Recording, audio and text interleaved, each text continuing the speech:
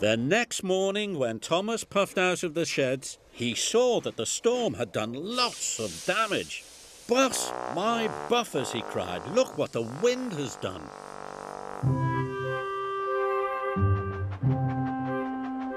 Thomas puffed across the island. He could see the storm damage all around him. The airport building site was a complete mess. And when he arrived at the windmill, Thomas saw it was completely wrecked.